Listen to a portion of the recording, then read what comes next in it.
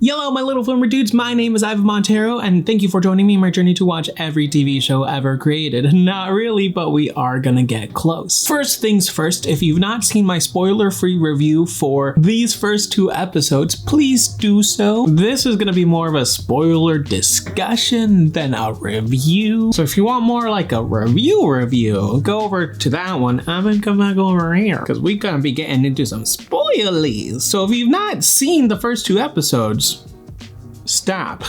Go watch those and then come back, because we're gonna talk about some things. Now, some quick first thoughts about the show is that it's pretty good. We're only 2 episodes in, so it's hard to judge, but honestly, I liked it. It starts out a little bumpy, but once it gets to the origin scene, it kicks off pretty nicely, and then the rest, what a smooth swing! The most wild card cast of characters I've ever seen for a Spider-Man show, and I've seen most of Ultimate Spider-Man, and honestly, Pearl is a perfect example. Honestly, I don't think there's a need for Pearl, just because if this was originally supposed to be an MCU origin, then we know who he ends up with. So honestly, it kind of seems like we're wasting our time. Because who cares? Who cares? Because they're not going to end up together. But since it's a separate show, then it's either Mary Jane or Gwen. Nobody cares. I personally don't accept anybody else.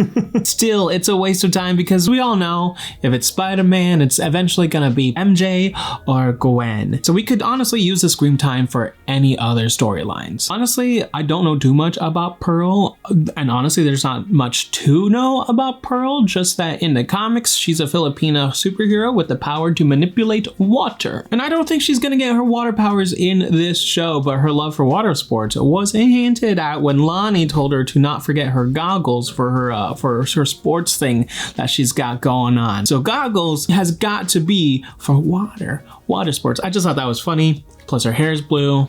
It's hilarious. Honestly, I think she's just gonna be a random love interest for Peter Parker and Lonnie, but if that's all she is, it'd be a little bit amateurish and backward to have Pearl just be the trophy wife for Lonnie and Peter and nothing else. It's 2025, man. But speaking of Lonnie, listen, Lonnie in the comics, he's Tombstone, and I definitely think we're headed towards the Tombstone origins. And I'm low-key afraid that Pearl might be part of this origin. Lonnie right now is being set up as Peter's friend, but I guarantee you that's only set up for his eventual turn and his hatred towards Peter and Spider-Man. It's being set up beautifully. For one, this guy is insanely likable. A classic move for writers to do for their most compelling villains. You make them likable so that we have to feel the empathy for them whenever they turn into villains, even though we know what they're doing is incorrect. Second, Peter was chosen over Lincoln scientifically, academically, intellectually.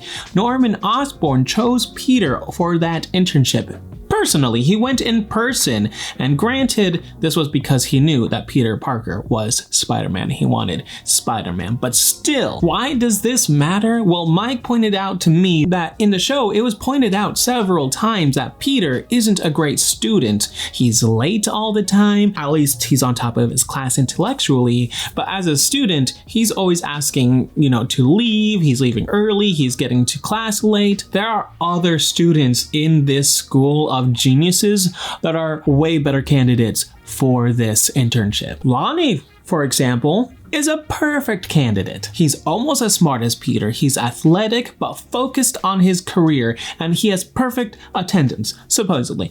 I mean, he's the high school's golden boy. I mean, he's got to have some perfect attendance. If he's this good, this likable, it only makes sense. So why wasn't he chosen? It makes the most sense for Norman to have chosen someone who has and shows more promise like Lonnie than someone like Peter. So I definitely think Lonnie is destined to hate Peter for somehow, despite not being the perfect student, still getting the internship, still getting the recognition, and still finally ending up getting the girl, Pearl. Ooh, Lonnie gonna be pissed when he finds out that Peter and Spider-Man, the guy that Pearl is obsessed with, are one in the same. It's classic Spider-Man, and the setup is right there. Honestly, if this is where it's going, and it's gonna be a really good fight. And then we have Harry Osborn. Now this dude, he gets the wildest adaptations from the comics. It's honestly insane, but for some reason each incarnation works. And yes, I like the nicer Harry Osborn than I do the angry entitled versions. And the fact that Harry in this show is full on Gen Z rich boy with daddy's money is perfect. But here's the thing, Harry hasn't met Peter yet. He's only met Spider-Man. So does this mean that Harry knows that Spider-Man and Peter are one and the same? And if he does, will that eventually lead to fuel jealousy with Peter receiving attention from Harry's father that Harry never had? And if Harry doesn't know that Peter is Spider-Man, will that eventually fuel jealousy with Peter receiving attention from Harry's father that Harry never got? Both outcomes are going to yield the same result. They only yield the same results. And then we got the episode 2 scientists, Dr. Carla Connors. She in the comics is actually Dr. Kurt Connors. She was gender and race bent for the show, something that I'm always all for. I wasn't expecting it at all, but I was pleasantly surprised. And then there's Dr. Bentley Whitman, who in the comics is a villain known as the Wizard. He's super smart, he has tech-based abilities, and he's part of the Frightful Four, so he's really primarily a Fantastic Four villain, but he tussles with Spider-Man from time to time. There's the other two, Asha and Jean, but honestly, they're very minor characters in the comics, but Amadeus Cho is the interesting one. According to Scooper Daniel RPK, a couple months ago, Logan Kim was cast as Amadeus Cho for an upcoming MCU project. But my guess is that he's going to cameo in Brave New World, and then he's going to transition into Young Avengers / Champions as Totally Awesome Hulk. But we won't be seeing Totally Awesome Hulk in this show, I don't think. I think he's just in there because it's fun. And then finally, Nico Minoru. In the comics, Nico is a magic user, and she's part of the Runaway comics, which I have right here. This is the complete collection for volume 1. It is a thick boy, and it is a fun read. I've not read the other volumes. I plan to very soon, actually. But in this comic, the Runaways all discover that their parents are actually villains, and thus they run away. She is in possession of the Staff of One, inherited by her witch mother, Tina Minoru. The Staff of One works by saying only one word, but you can never repeat the same spell twice, only once. The Staff of One does reside inside of Nico physically, so to call upon it, Nico has to draw her own blood, and then it comes out of her. That could be problematic nowadays, so I don't think that's the case for this show. I think I know where that Staff of One is. That purple pendant necklace that Nico is carrying in the show, I think that is a Staff of One. I guarantee it. If that was given to her by her mother, it's a Staff of One. I don't think she's gonna have any Runaways connections at all in this show, but I do think she's gonna have some magic usage. Again, that purple pendant necklace, also Doctor Strange being part of this kind of hints towards it. And if you've noticed, when the Venom creature looked at Nico, when Nico was on the ground, Nico was the only one that was glowing. I don't know. But that to me says that she has magic in her. And honestly, I talked about Spider-Man and Peter pretty well in my spoiler-free review, so I shan't be repeating myself here about that, but I do want to talk about certain scenes that back me up on what I say about Peter, and basically that this Peter is the Peter from the comics, the second chance Spider-Man, the one that is pure of heart, the one about the second chances, but showing true compassion and mercy towards the rehabilitation of crime doers. That is this Peter that we get in this show, and there are two scenes that really sell it for me, and that's the first scene, the pizza scene. And not only is it a reference to pizza time, but that scene sold me on this show. In this scene, beautifully written, Spider-Man has already caught the thief who stole money from a pizzeria. The act itself wasn't the point, so we didn't see the act being committed. We see the aftermath, and Spider-Man returns the money, and like a true parent, brings the thief back to return that money. And then he makes a case for this complete stranger. He don't know them, but his immense empathy allows him to connect with this complete stranger. I mean, that's incredible. And then Spider-Man tells her, please don't make me wrong about this. He fully puts his faith into her that she won't do this again. And you know what? I don't think she will. I think she learned her lesson, and I think she learns what it means to be the embodiment of kindness and what it looks like to be compassionate. Oh my gosh. Sit down, Superman. Sit down. Spider-Man's here. And I like that we're showing him doing friendly neighborhood Spider-Man saving and reaping good rewards from it in this first episode, because the script quickly flips on him in episode 2, and now he's starting to feel that consequence side of responsibility. He went from only having to deal with friends, school, Aunt May, and being Spider-Man, but then adding a paid internship on top of all of that, and what's more, it's with his unbeknownst arch nemesis. Oh my gosh, that's so much for Spider-Man to handle. Suddenly, he's having to balance more than a normal teenager would, and that's the whole point of Spider-Man's creation. To have a teenager who is masquerading as a superhero, something that was traditionally only for adults, it was unheard of. Why? Because they wouldn't have their shit together, and honestly, Peter is starting to feel that a little bit going on. But despite the hardship, Peter still chooses to continue being Spider-Man because it's his responsibility, despite those consequences, and it's almost costing him in his job. I thought it was a pretty ballsy move to try to tackle that burning building. Those Peter Parkers and their burning building obsessions. Asha might be onto something. That's a little bit of a red flag, Peter. But as it turns out, he wasn't about to lose his job. It was just Norman Osborn outing Peter to himself. I think that was a tactical move. Now we got to talk about the origin scene before I go into my mega wild theory. And yes, I do have a wild theory for this video. So the scene itself is just fine. It was released online, but I didn't really want to watch it because I wanted to watch the show with fresh eyes. However, there's a lot to unpack in this scene, but I'll only go over the main points, and that being, the first one is no Unc. Where the crap is Uncle Ben? And how did he die? It's a canon event that Uncle Ben's death serves as a catalyst for Peter Parker Spider-Man. Other Spider people have their own version of where they lose someone due to their own irresponsibility, but typically for Peter Parker, it's Uncle Ben. Typically. So if it's only until after Peter gets bitten and gets powers that Uncle Ben dies, and Uncle Ben dies before the spider bite in this show, then why does Peter feel the need for responsibility? It doesn't make sense, but I think, my little filmer dudes, I may have fixed it. You see, during this scene, Peter stands up to that Venom creature when Nico was she about to get eaten? Or like absorbed?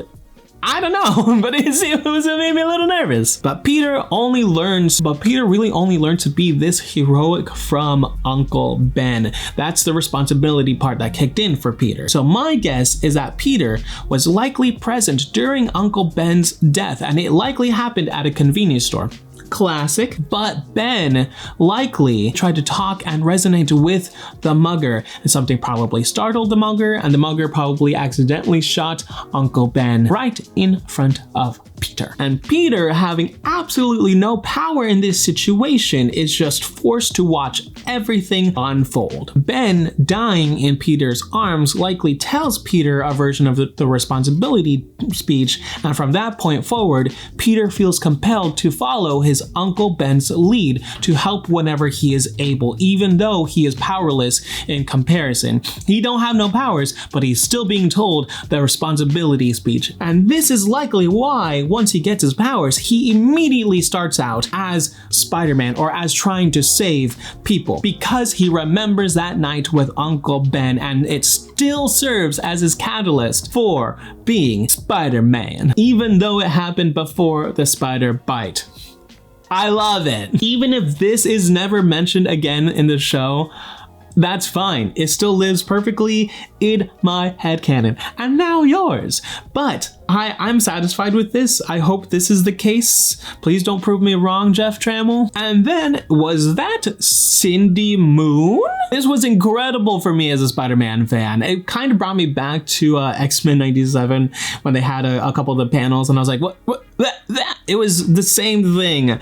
Leonardo point meme I did. The spider actually actually crawls onto another student's backpack. Let me introduce you to Cindy Moon. She is a product of the 2014 Original Sin storyline, where Spider-Man and many other heroes were told their original sin at the end, and that launched them into brand new #1 issues. Spider-Man's original sin was that he always assumed that he was the only one that was bitten by the spider, but turns out the spider had bitten one other person, another student at his school named Cindy Moon. And Cindy Moon, who after being bit was locked away by Ezekiel Sims for nearly 15 years because she was to play a big role in the Spider-Verse comic event, the 2014 Spider-Verse comic event with the Inheritors. Cindy Moon, also known as Silk, is a really cool character who I feel never really got her due in the comics. She had a really short run, and at the time Marvel Comics was in a really weird space, kind of like now, but at the time they were kind of just overproducing anything and everything. Her comics kind of got lost on the shuffle, and then Jonathan Hickman's Time Runs Out and Secret Wars comes out, and that kind of just put like a stopping point on a lot of the storylines going on at that time, but we're not talking about that. Amazon Prime was developing a Silk TV show last year, but it got canceled. It was just hard to do, and honestly, I see it would be very hard to do a Silk TV show, but they're working on a Spider-Man noir show, so I guess I'm excited for that. But could this be Cindy Moon? Possibly. I can't really think of anybody else that it could be, and before you say those are male shoes, shoes are shoes. But that could also be Albert Moon Jr., Cindy's brother, acting as a spider delivery boy, bringing Cindy her radioactive mail. And in the scene, we also get a fight between Doctor Strange and the Venom creature. Now, everybody says that this Doctor Strange is from a different universe, but I don't think that's the case.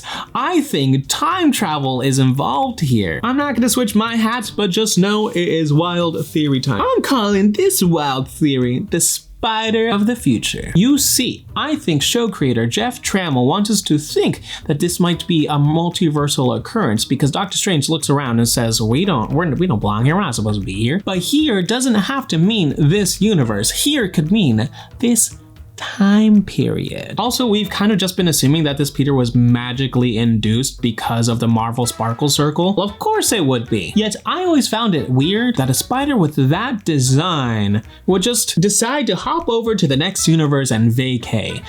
It's odd. It doesn't line up for me. Honestly, what if that spider isn't magically induced, but was actually radioactive and from the future? Listen, I'm not one for time travel, but if it's done well, it's done well. Question remains, who made the spider? The answer, my filmer dudes, is clear.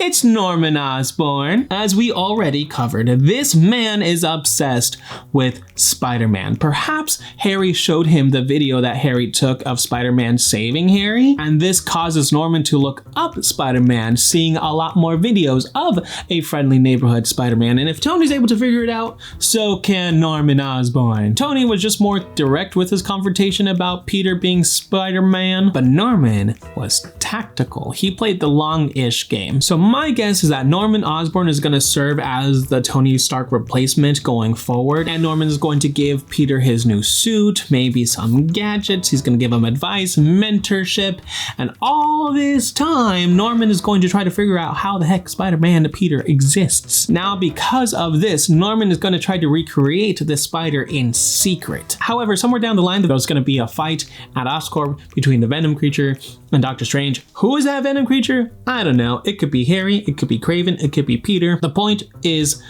it's happening.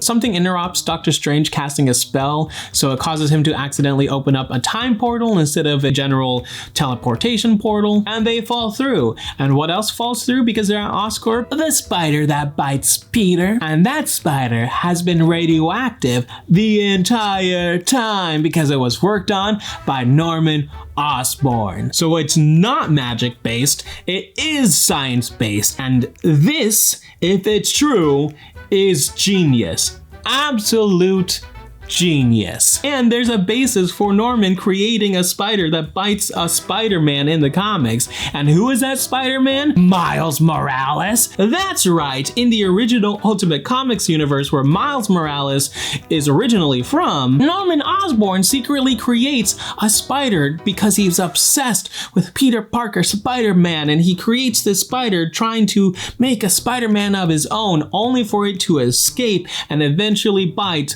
Miles Morales. And since the Spider-Verse movies didn't do that origin necessarily, it leaves room for this show to pick it up and do it for them. And why not involve some time travel? Cause why the heck not? This then creates a time loop scenario. It's basically the chicken and the egg. What came first? Spider-Man or the spider that bites Peter? Again, genius. I do hope that this is it. I hope this is it. Only thing I'm concerned about for this show is the potential multiverse connections, because if I'm wrong about everything, then this means this is multiverse related, and I just don't like it. I'm tired of it. It's dumb, it's gimmicky. Ultimately, if it's not even mentioned, if it's not that big of a deal, it's just they just accidentally came from a different universe, I guess it's fine. It'll lose points for me for sure, but the story is still awesome. Like I said in my non-spoiler review, I like how this was written as a drama with comedic flares here and there. It's not a full-on comedy, and that's how Spider-Man projects should be treated, because that's how it was in the comics. It's only 2 episodes, so I am both excited and worried because anything can happen, and this is modern day Disney Marvel. So, but I'm hopeful and I'm positive. Let me know your thoughts down in the comments below. My social media links are in the description below, and I will see you next time. You've just been Montified.